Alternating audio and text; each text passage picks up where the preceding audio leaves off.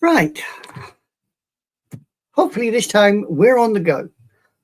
Good morning for anyone who's sitting there thinking, what the hell's going on? I will tell you what's going on. You have somebody who hasn't got a clue what they're doing, who buggered this up last week and tried to get through this movie. And my guest this side is the other half, or the daughter of Trouble Number 2. If you notice, she's just put her name down. She hasn't put any trouble because we don't know if she's trouble. Anyway, good morning, good afternoon, and how are we today, my dear? I'm going to be completely honest, throughout that intro, I thought I was going to be the one who did not know what they were doing because I don't, but I made the joke to you off screen. I think I do still think it's funny. My mom has the name on this podcast of Troublesome 2. Troublesome twosome. She didn't really cause all that much trouble. I did. I was chaotic. I had a chaotic childhood. Yeah. Have you ever watched one of her episodes? We were always causing some form of trouble in some way. It was meant as a joke because we were two old farts, to put it in polite British terminology. We were two old farts sitting in our respective environments discussing an anime film. Most of them, a good 99% of them, I suppose, have been Studio Ghibli films, which I believe as a child you were raised on. Most of them. Yes. I sort of blame it for the interest in such dark, undertoned, lightly colored things. I'm mainly basing that around the psychopop art style of Danganronpa. It's more of my middle school to later years of anime, which I will be, as a ex-anime fan, I left that behind for depression and crashing through my life. So time to drop that hobby, pick back up anime, I suppose. That is a joke. And maybe for like another half, going into horror, because I will say some of my first horror movies were either Spirited Away. That is so uncanny. It is such an uncomfortable film to watch as a little kid because you are the main character. You are that small person who is going through the world. Terrified. I get that. So I take it as a child you were not a fan of the film Grave of the Fireflies. Oh, banned. Banned? Not allowed to watch it until I was decently old enough. That was, oddly enough, one of the very few that was a reasonable one. Other media that I had that was banned growing up. SpongeBob. SpongeBob? Dare I ask why you were banned from watching dear old SpongeBob? It was annoying. It was considered annoying. Yeah, I'll go with that. Annoying, yes. I would go with very annoying, actually. A bit like Thomas the Tank Engine. Another one, very annoying. But yes, but I do have a decent portion of respect for SpongeBob,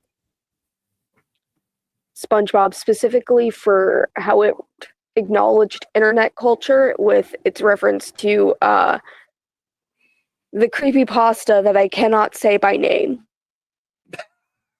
That's how you know it's good, because it talks about that. Yeah.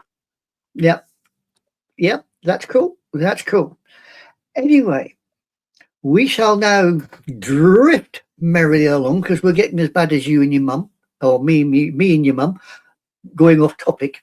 We will now drift. Foul! How dare! Yeah, we will drift to the film "The Girl Who Leapt Through Time," a 2006 film by a director, producer type person that I've done before. Two films that I think me and your mother cleared was, make sure I get this right now. One was, Hellfire, what was it? I forgot the bleeding names. Oh, that was it. You fool. One was, forgot the bloody names. Terrible. I think one was Wolf. I think one was Wolf Children that this particular director's done before. And we did, and Mirai, that was the other one. Wolf Children and Mirai, that was the two. I knew it would dawn on me eventually. We covered those. What did you think of, if you've watched the film, what did you think to this particular film? The art style, if it is what I think it is, which, judging by how it looks to me, looks a lot like either watercolor or pastels. Mm-hmm. Incredible. Genuinely, every shot is a masterpiece of its own, which is a framework that I idolize a lot in either films or games. It's something I heavily look for. Is there a lot of effort being put into shot for shot? Yeah, I get that. I find the backgrounds actually, to be honest, the backgrounds are more intricate and more absorbing than the actual anime style itself, the actual figures. Having watched Spirited Away, I find the figures of Spirited Away somewhat more complex and more rounded, lifelike than these figures. But this film does have the uncanny knack of, as you watch it, you get dragged in. You get involved with this young girl and her, as I said last week, the time walnut. I mean, what would you call the time machine? I mean, I ended up christening it a time walnut because that's what it looks like in size and shape. Would you agree with that? Actually, I would compare it a lot more to something which I would also compare this film with, which is Alice in Wonderland, sort of falling through the tunnel. It's being cut off. It's the way that the tunnel into the town looks is incredibly important because you need to be settled into the moment. You're going into a sort of ghost town. If the environment is not set up properly, it could be just any old field. Mm-hmm. But the mixture of how overgrown and unsettling, almost silent, because proper nature isn't silent. I'm outside, and you can tell because it is not silent. Yeah. Why is this town so undisturbed? Because it's a Japanese town. And a lot of Japanese towns they like their trains. They don't make a lot of noise. They have this belief that you stay in your own little world. You don't talk on the phone on the train. You don't listen to music on a train on your phone unless you've got headphones, because that's just how they are. Um, there is the background hum to this town, this little countryside town, which, believe it or not, is not actually a countryside town. I mean, this is based in Tokyo, and I didn't realize it that this is in fact based in Tokyo. It's all over Tokyo, the railway crossing and all sorts. I mean, I did provide them last week, and I can provide them now. I can take you through various live locations if you like to show you. I think the story is also very interesting itself. Yeah, exactly. You know, the first place they take you, a live location, is the Fujimizaka slope. Now, you've watched the film, so you know that this particular slope is where she comes racing down. The thing is, it's nowhere near the level crossing. That's completely different location. That actually is way over here. This is the station, Nakai Station in Tokyo. It's got its own eating joint by the look of things. This is where all that action takes place. So if you go there, don't go there by bicycle, because you could probably end up becoming a cropper, as we say in Dear All Blighty. I won't go through any more of those because some people went through this. We have the amount of minutes that this film is of reasons why you should not take your bike down there. If your brakes are not proper, if you are concerned about not being able to lean out of the way, because that's what me and my girlfriend were saying the entire film. We're those horror fans. We are the please just take the scraped knee. Oh yeah. I mean, she knows those brakes ain't working. She knows that bike is not in a good condition. So why the hell doesn't she just not take the damn thing? I mean, it's not that difficult. It's not that difficult. She goes through the film with her two chums in tow. The two lads, I mean, they're quite. I mean, we have Chikai and Kosuke, the two boys. She goes through basically most of her, as you see on the film, with these two in the baseball park.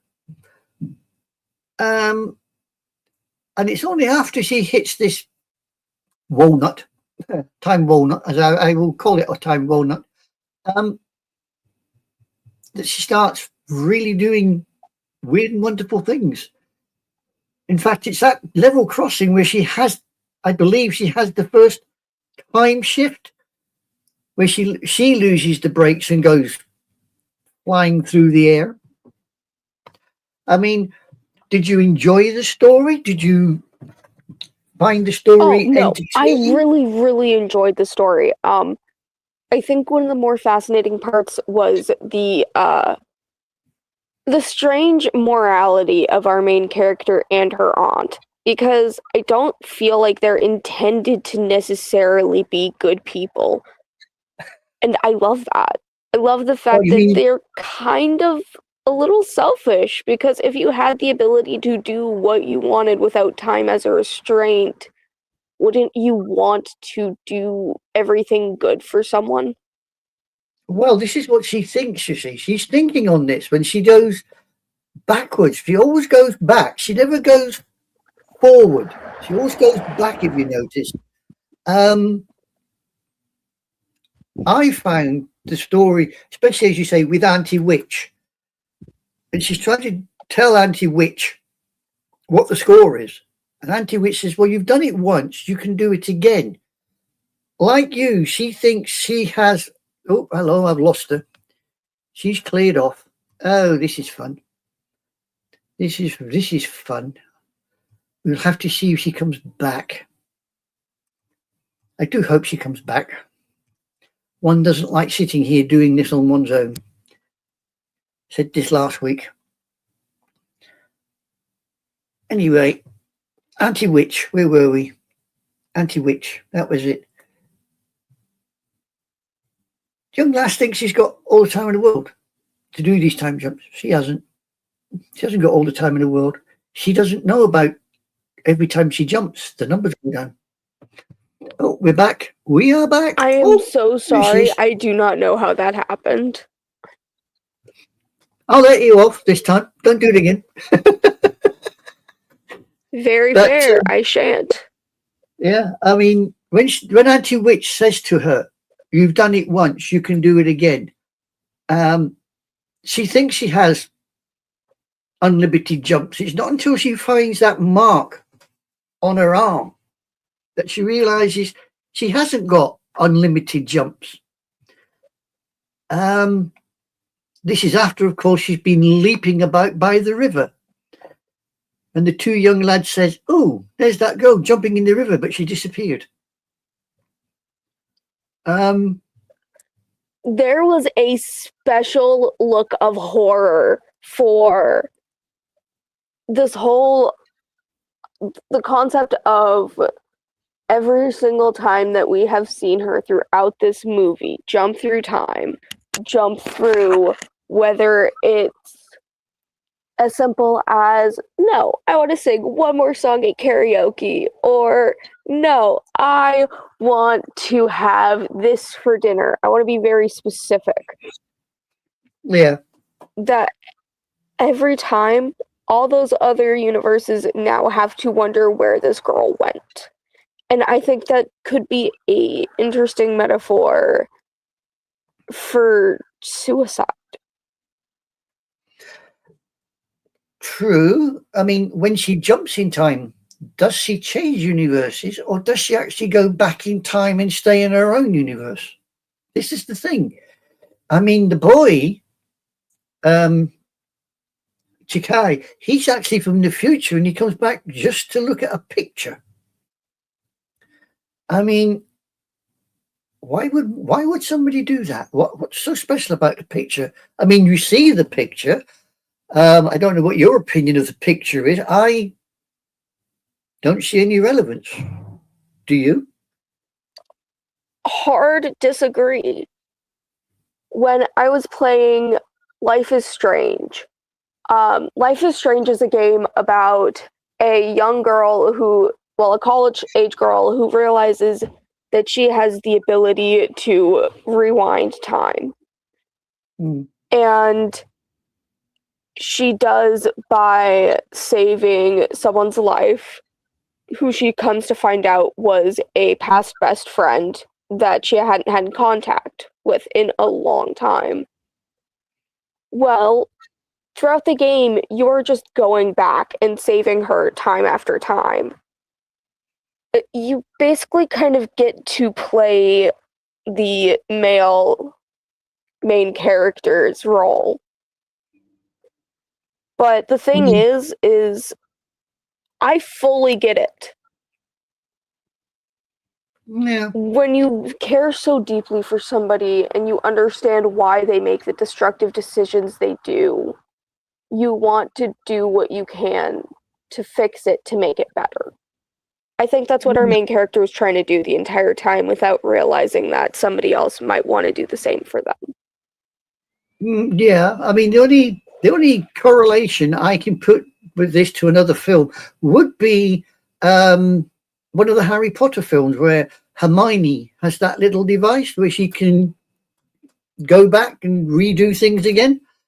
I think that is the sort, to me, that's where I found a correlation to put what the young lass was doing. I mean, Mikoto herself, I don't think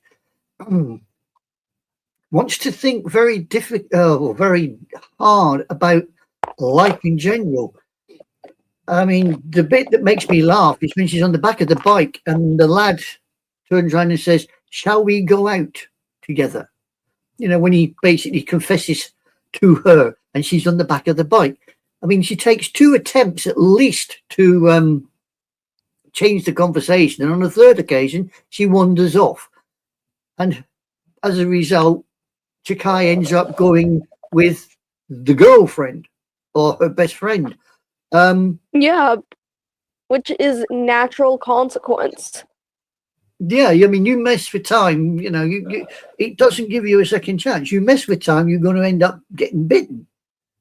You know, as I said last week, reaction, equal and opposite reaction. So, you know, it does, you have to be careful with what you're doing there. Let's put out a hypothetical question. If you were in Mikoto's place, would you have taken the actions that she took? Like to sit here and say no. Right. However, I am the kind of person to when in a situation of extreme uncomfortability, number one, I would not lean off the bike.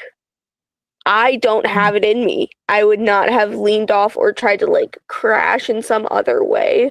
I didn't get Lost her again. We've lost her again.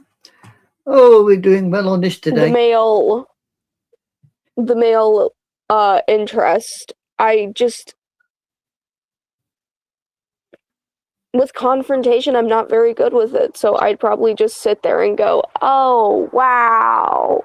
Wow, we're going there. We're doing this right now. Wow." I will say the idea that she would have to die to turn back time is scary, though. Well, that's where the lad, Shikai, that's where he uses his last jump, is to stop her dying and feeling regret because she allows Kosuke and his girlfriend to die on the bike at the railway crossing. And it's not until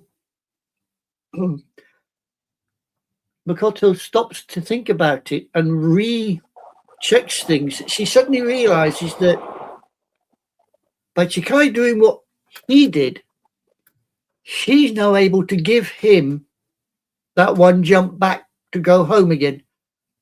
And I think that's cool. Especially when they part on the riverbank. And you think, because he says to her, I believe, I'll be waiting for you in the future. I mean, I'm of course of a different generation to you, but do you find that kind of ending plausible, acceptable, or would you have wanted some other kind of ending?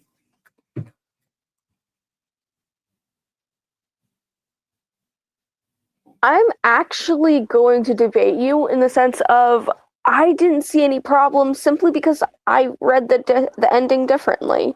I read it more of a not in life can we be together, but maybe in death. No. I went for a more macabre reading. Well, yeah, I suppose if you're that way inclined, then yeah. I mean, me personally, no, I found it more of a he managed to get back to his own time. You don't actually find out how far from the future that he's actually come from.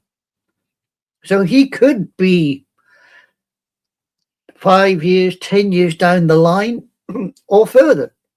He could be, as you say, it's a case of you're going to have to peg out from this world before we get to know one another. Absolutely not. Sorry. I feel like that was a little crazy of a response. Sorry. More of I think I phrased myself incorrectly. Not necessarily that it's not hopeful, but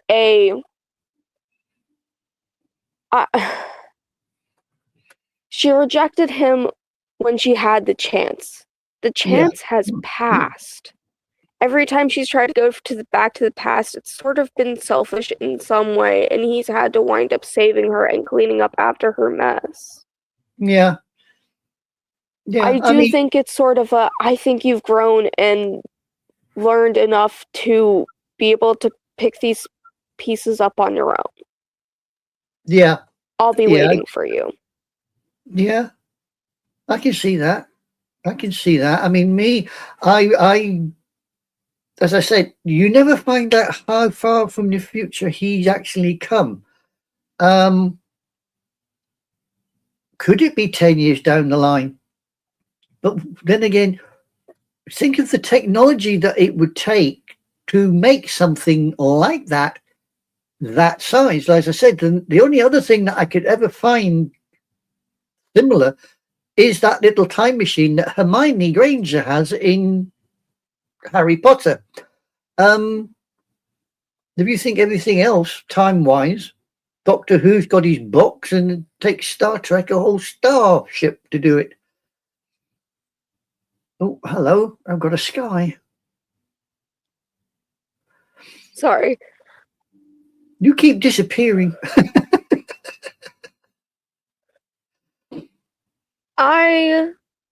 Maybe I'm much more simple.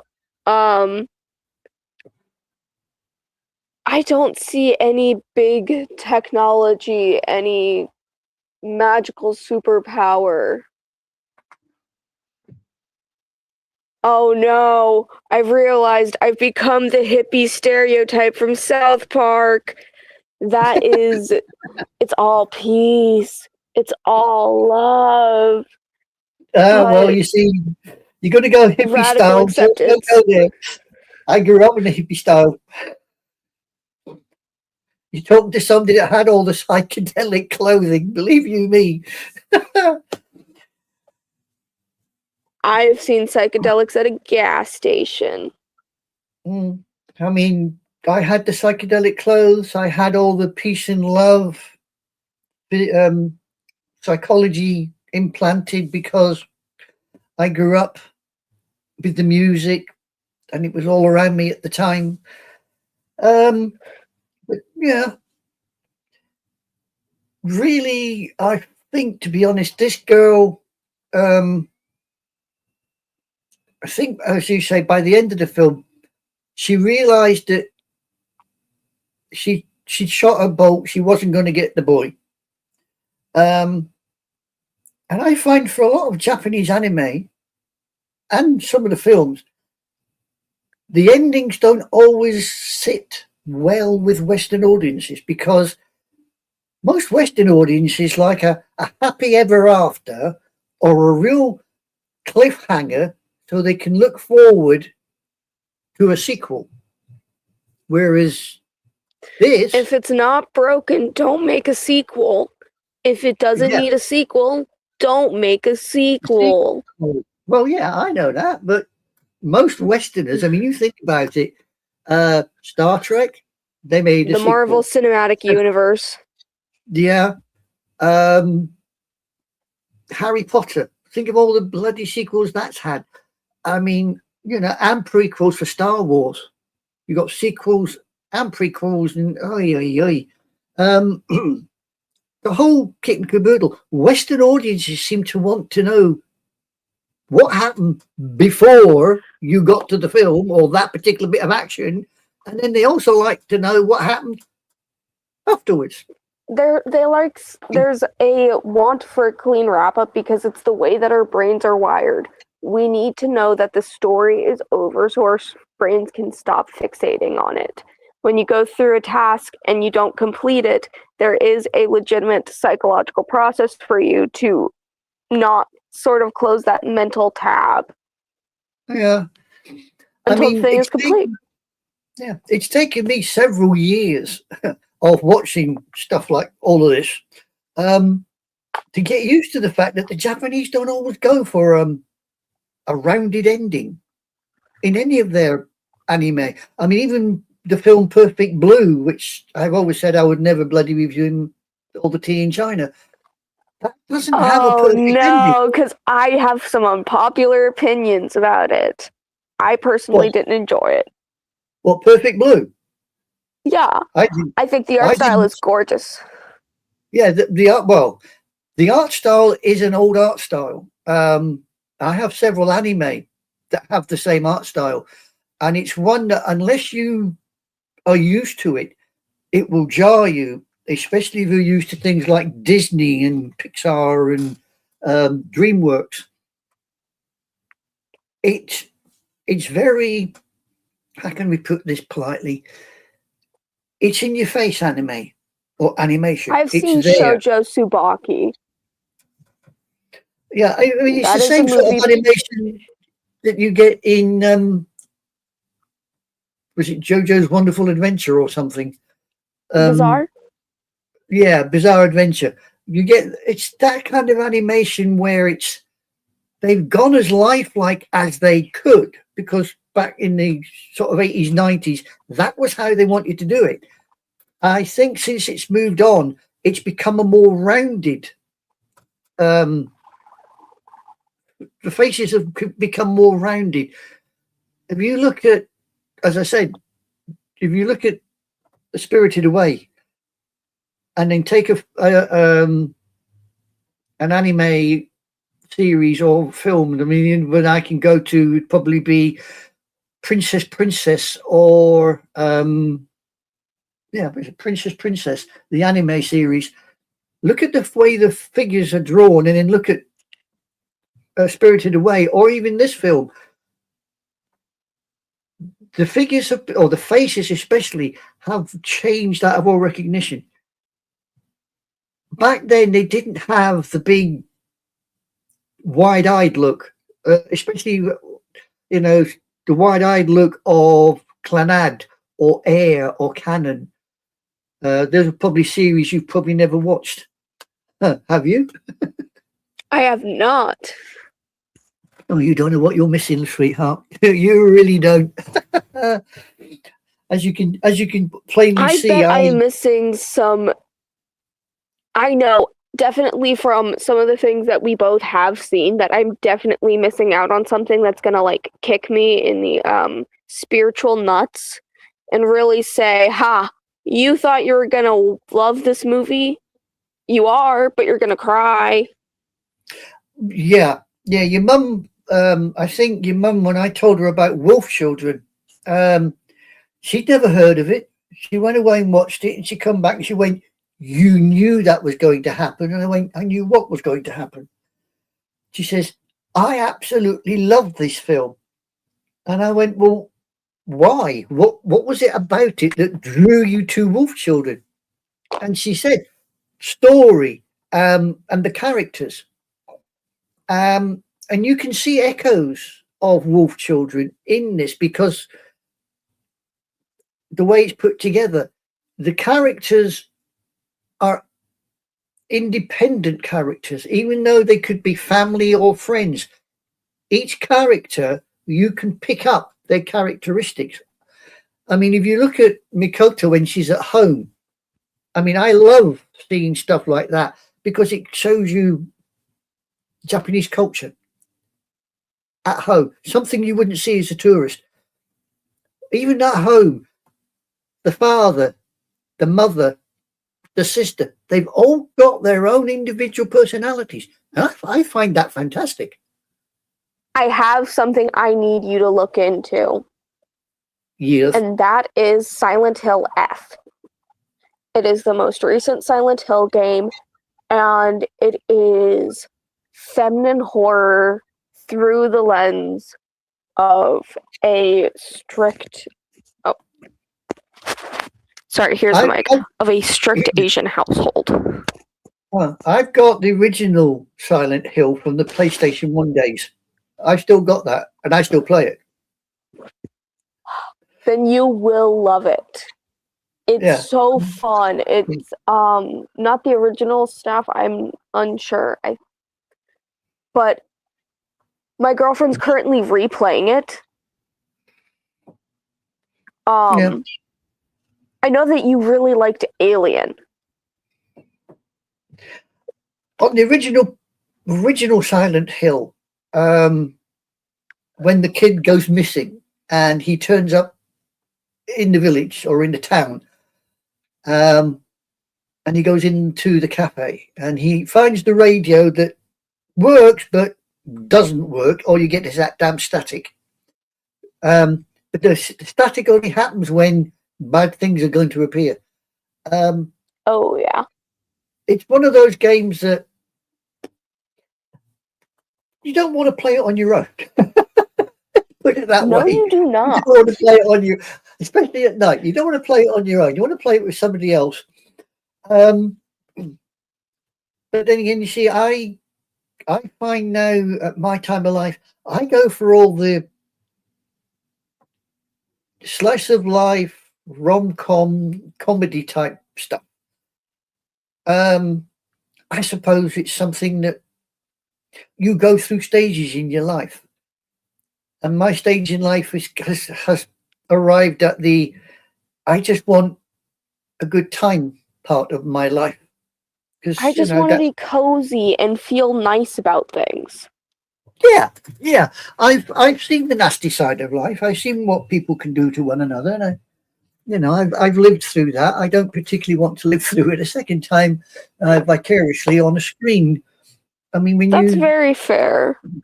when you sit there and you see, or you have had complete strangers put a device under a bus that you're traveling on, or on top of a ledge above your bedroom window, and you're on the ground floor of an 8-story building, and you know if that damn thing goes off, that 8-story building's coming down and you're at the underneath of it. That tends to focus one's brain rather sharply, and you get to a stage where you think, I don't need this anymore. And then stupidly enough, I joined the army, and again, people tend to take pot shots at you when you're in the military, because they think you're a sitting target, and that's what you're there for. It's not, but they do this. So you get to a stage in your life and you think, I don't need this anymore. I want to move on. I want a happy time. So yes, I suppose one could say, yeah, I'm more, as you can probably tell, I'm more a happy person. I mean, you've only got to look at the figures. That's a far healthier way to cope than continuing to look at the horrors. I've noticed that with the way that I've grown and sort of adapted to everything, that my inherent reaction is to panic, and is to inherently have anxiety first. And so it's almost like if you're gonna go out to do a bunch of sports and you watch a football game first, you're building up the spirit, you're hyping yourself up. After so many insane events, I'm currently still at the point of this is the normality that I live in. Well, let's be honest. Anybody watching this will see that between yourself and myself, there is what they lovingly like to call the generation gap, because there is a generation gap. I'm what was now called a baby boomer. That was my generation. I'm a baby boomer. We got to do things that you will never do. You will never get to do half of the stuff that I got to do. because you can't do it. You will never learn half the stuff that I was taught because they don't teach that now. It's not seen as I was politically correct. also disabled in the school system with a disability people don't see, so I barely learned much to begin with. Yeah, you see, this is where I suppose your mother and I had this connection. Is we grew up with the same basic system. You were taught a certain thing, and then at the end of it, you went out and you thought, right, let me see how this works. And you, as you grew up through the 70s and the 80s, you found out things that you learned at school weren't always necessarily black and white. There wasn't always two sides to a story. Yes, you had the side that you were taught, and yes, there was the side that you knew existed, but you didn't know exactly what. And then there was all these shades of grey in between. And you had to make your way from what you knew, make your way back through all those shades of grey until you suddenly hit this wall where you thought, hold on, that's what really happened. That's what I was told. And that's when the brain starts to work and you start to understand that this world that we live in, all these people that scream and shout about racial harmony or racial prejudice, white privilege, black privilege, all the rest of it, it's all meaningless noise because no matter who you are, what you are, we're all the same. We belong to one species, Homo sapien, mankind. That's us. Whether you like it, whether you don't. Male, female, whatever. You're the same species. I find a lot of the anime, especially some of the films and certainly some of the series that I've watched, they take a certain part of life and they put it into sharp relief and say, look, this is how you think it works, but in reality, this is how it actually works. And that's why a lot of what I've got here, I enjoy. I have an anime series here called Hahuna Masuku. You probably know it in America as Wandering Sun. And it is the only anime that I know of that takes trans people as a community, as people with feelings, with ambitions, with love, and all the rest of it, and they put it under a microscope and say, well, this is how everybody thinks of these people, but this is how these people really are. That shocks me because I can't think of anything in the West that would think doing that. And I mean, this was done years ago. That anime was done years ago. I can't even find an episode, a copy of it now because my one's dead. I killed it. I watched it Or that on much. High School Host Club. Core, yeah, that's another one. I mean, the one I grew mentioned. up with it, and it was one of the first times I really saw someone who didn't really fall into feminine or masculine gender-wise with the main character. And I really relate to Haruhi. I very deeply see myself in the willingness and, in fact, having fun. I mean, clearly, I enjoy dressing feminine. Duh, I'm in a dress. I think it's very fun. But also, one of the first things that I saw growing up, and I know this is going to be one of the biggest differences, is I have always been surrounded by queerness. Yeah. You see, I grew up when queerness Actually, when I was born, queerness was a crime in any form. The only people who got away with it was the female side. If you were a male and you showed any sign of queerness, um, especially male to male, it was considered criminal offence. It was a very serious problem.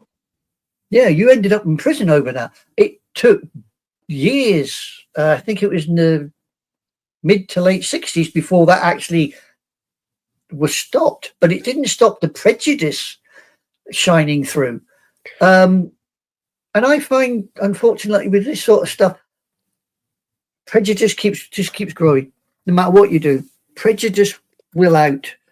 It's easier to hate someone than to turn around and embrace I want someone. to explain from a person who grew up in the internet culture's perspective of where all of this sudden outrage came from, where all this sudden hatred.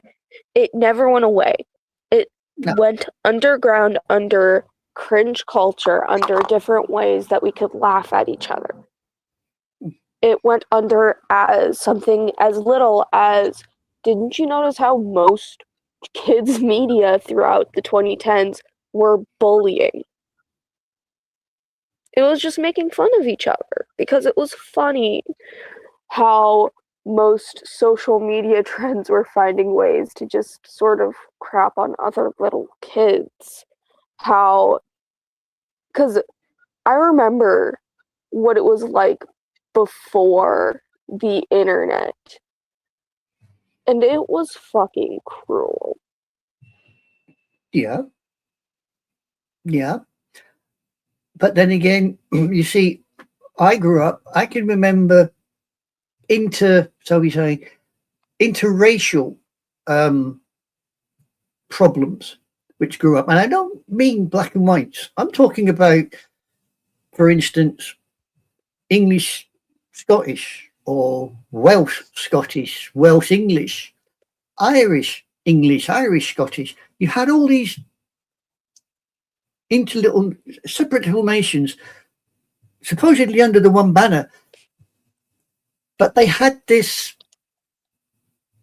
certain way about them. They dealt with the conflict by taking the sheer, as we say over in Britain, the sheer urine out of one another.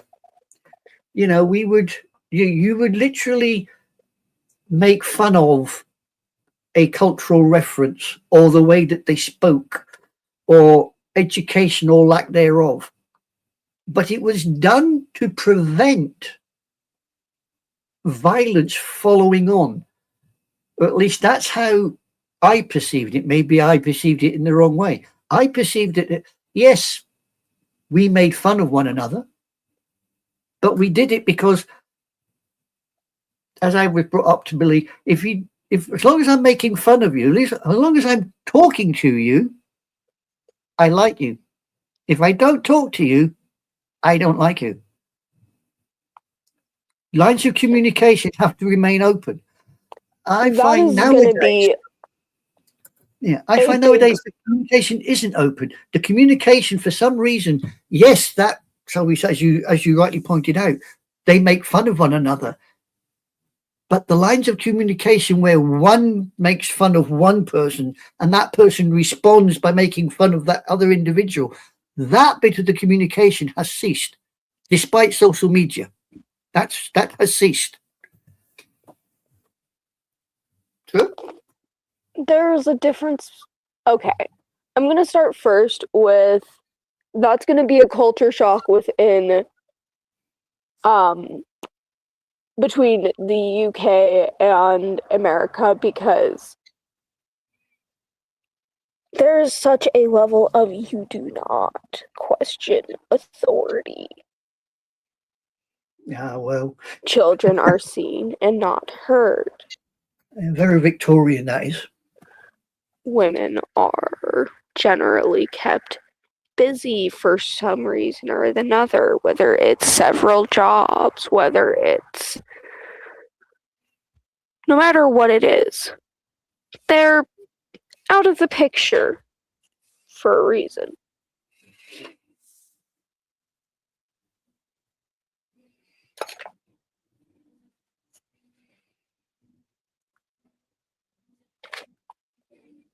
Oh, we have an uninvited guest.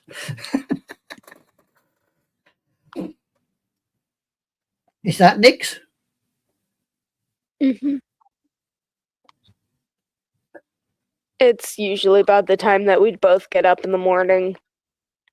Oh, I see. I've dragged you out of bed early, have I? Blame your mum for the timing. Oh, She made timings.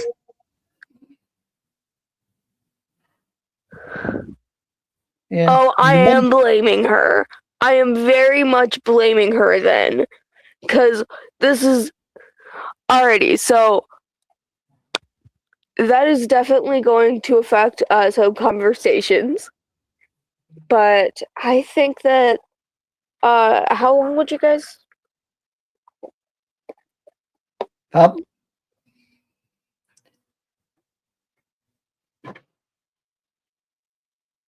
How long? What?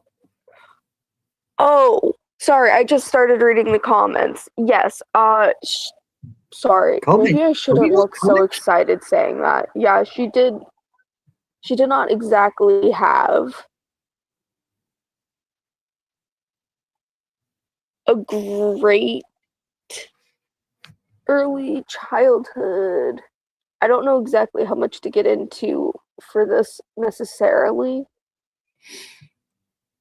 I think that maybe next time should be a sort of question and answer thing when I have the space to really go into it without having to worry about being outdoors. Yeah, I just noticed it's lethal migraine. He's got here. I don't know the life story of Izzard, but I assume he had a tough life due to a lot of awful corners of society. Um, Having seen Mr. Izzard and his attitudes, I think a lot of problems that Mr. Izzard has is problems of his own making. Lethal then goes on. Thank you, by the way, Lethal. I'm very appreciative of this. As racist shitheads invade my state here in Minnesota, oh, okay, all I do is question authority. This nonsense could stop any time if the police would actually enforce laws. But that's sort of the thing though. Yeah, I mean, not It's being an working American, the way it's intended to. yeah, I mean, not being an American, as an outsider looking in at what's going on in America, um, I have my own opinions. I won't express them openly because they would probably upset and offend people. Um,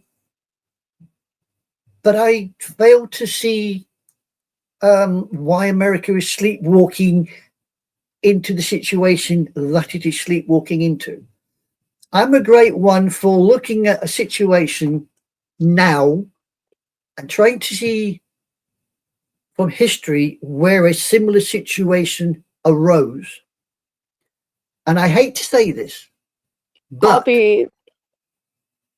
the situation in America today, for me, is reminiscent of Germany in the early 1930s. I'm sorry, but the correlation is there. You are going down the same route. You are heading in the same general direction. Whether you continue along that line, I do not know. But we shall not get into I that have because had that, some of the most horrifying realizations throughout this entire process with my mom and yeah. disabilities. So if yeah, that pales in comparison to everything going on in Minnesota. Mm-hmm.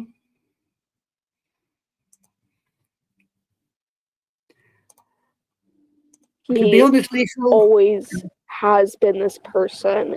He always will be. I'm not saying that people as a species or even as a society cannot grow and change, but we cannot just wait or expect better from somebody who wants to actively show worse.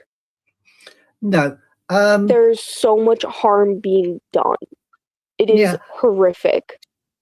The thing is, you see, people who do not learn from history are, as it's well known, they will make the same mistakes again. And people who are, I shan't say uneducated, but who cherry pick their education will always look to this quasi-scientific belief that the strong will survive and the weak must fall by the wayside. You cannot have the people and the chaff in the same location. This group's better than that group. Now, call me stupid, call me naive, but I don't believe that kind of crap. Pardon my French, but I don't. As I've said, we all belong to the same species. Doesn't matter where on this mud bowl we call Earth you're born. It doesn't matter what you believe from that part of the world. And it doesn't matter what shade of skin you have from whatever part of the world. We have all got one head, 2 arms, 2 legs, and a body. You cut something off of that body, it bleeds red. Doesn't matter what you are, who you are. Male, female, young, old, doesn't matter. The meat dress was always a great fucking thing. I mean, this is something that I found, as I said, I grew up in the 60s and 70s. And it was, as you hinted at earlier, it was the generation of, as we called it, peace and love. That was it. Peace and love. Didn't matter who you were, what you were. Peace and love. We embraced it all. We did it all.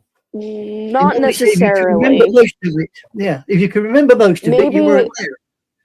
In the UK, but there was so many important movements for us in the US that would not have happened peacefully, unfortunately. As much as we would have loved to say, I asked for my rights and then I got it, that did not happen.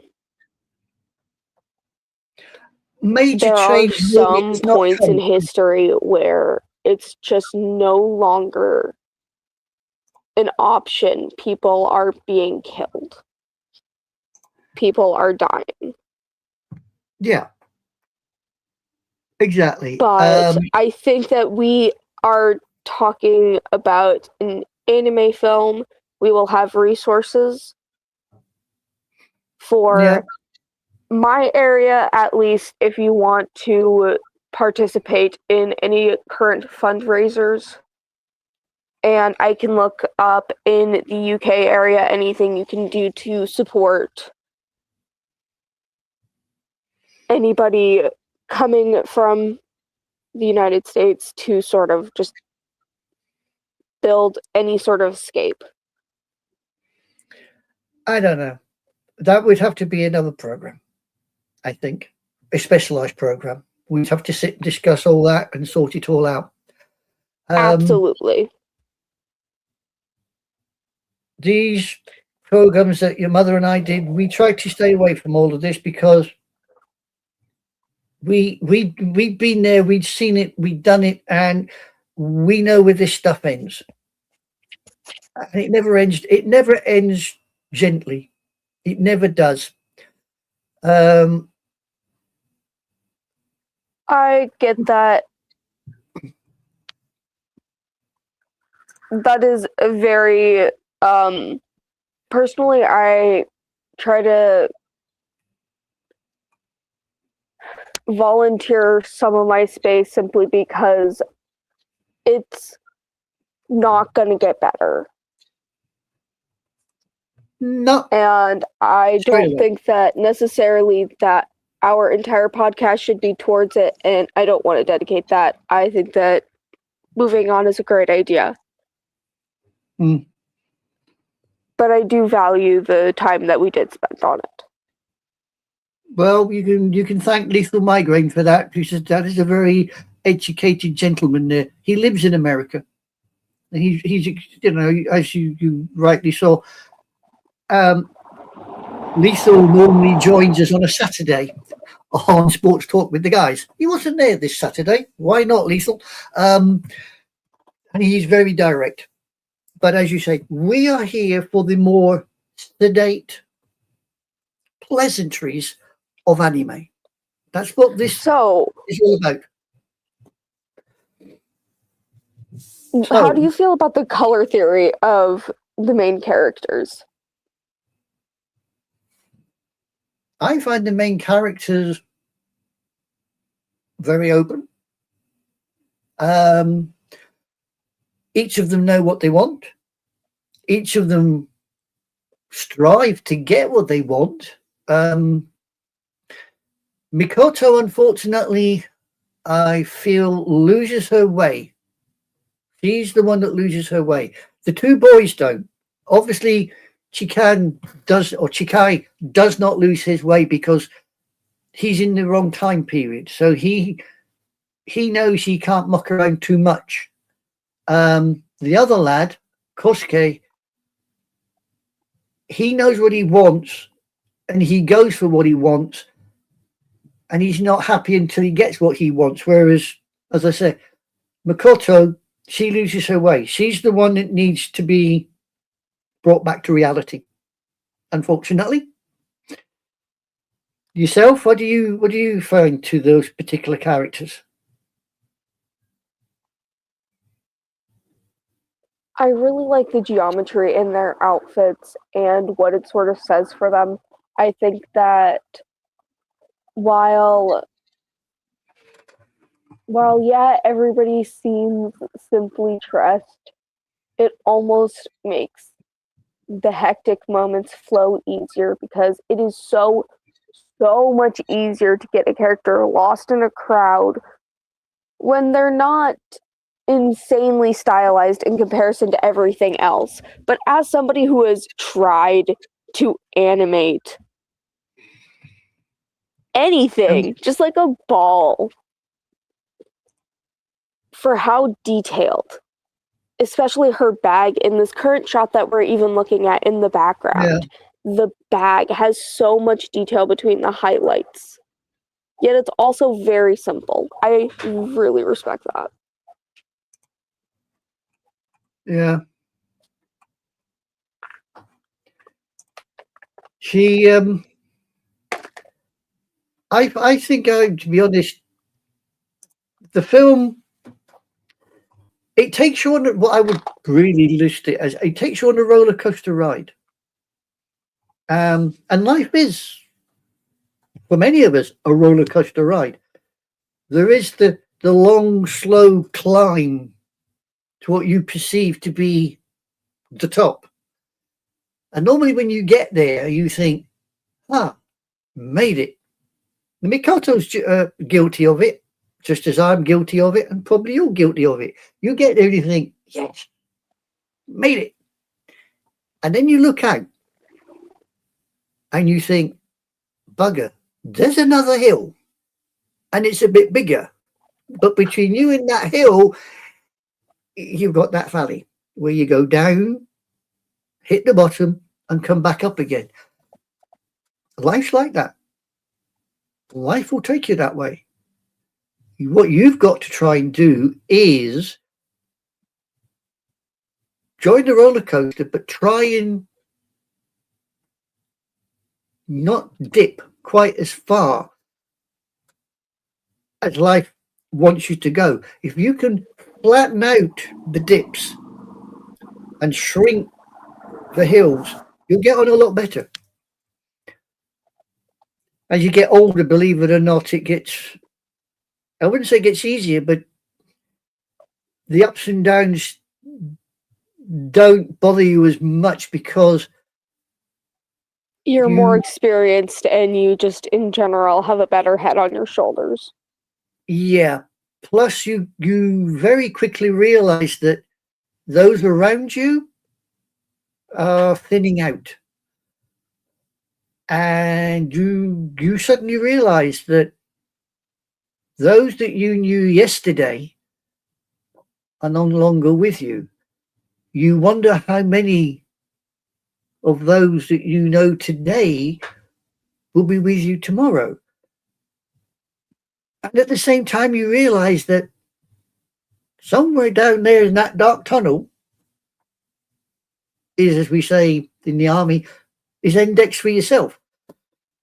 So you learn to, I suppose you could say, you roll more with life than you do as a young person like yourself.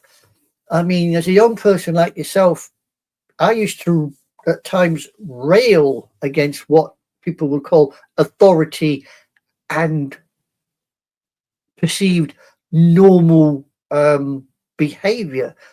I mean, I used to go to bars and, you know, I was kind of the David Bowie androgynous type.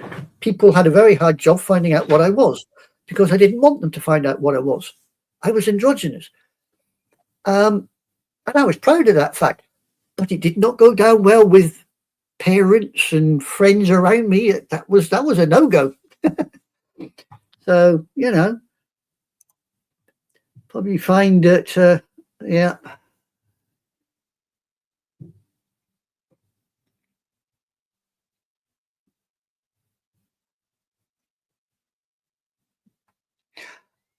Oh, I see. Okay, Lisa. That's not so hot, my friend. Well, I wish you luck on that. I really do. I shall let Roger know, but hopefully he'll go through this and probably realise. But I'll let him know anyway. I'm probably gonna head out. Yeah, that's not a problem. You want to finish it? We can finish it. Going somewhere nice? Oh no, I dressed up specifically for this. Yeah. Well, you did well. Very nice. Very nice. We will have to get together at some later date and discuss between two of us if we ever want to do this again. Because at the moment, as I said to you before, I have no idea how to program these. Your mum did all of that, not me. I have not got a clue. I have not got a clue. And if we do go forward with things, I don't, as I said last Sunday, the troublesome twosome, and this is no disrespect to you, but the troublesome twosome has finished. Simply because, as far as I'm concerned, troublesome twosome was a 50-50 show. There's only 50% of us left. The 50% that's missing for me cannot be replaced that easy. There is no one of my age that I can sit down and talk to and relate to the same way that I could with Liz, your mother. It's just not going to happen. And this definitely showed it, because I do agree. I don't think that I fit the role necessarily. You have a role to fill, my darling. Yeah, you have a role to fill. I be perfectly honest. Yes, you have a role. You will find that role and you will project that role. You say you find facing people difficult. So did your mum. It took me 6 months to get her out from behind the bloody avatar. She said she wasn't coming out from behind it. I said, well, it's not happening. We ever do a show together, you're not hiding behind that avatar. I said, because it ain't going to happen. And she come out from behind it. And look what she achieved. Yes. Look what she achieved. My girlfriend will kill me if I don't get off. But anyway, if you want to finish this, that's not a problem, sweetheart. We can call this game over. We can thank all our possible friends. She's gone. So I will say bye-bye. hopefully I will see you again, probably on a Sunday or on a Saturday. But until then, love and peace. See you all later. Bye.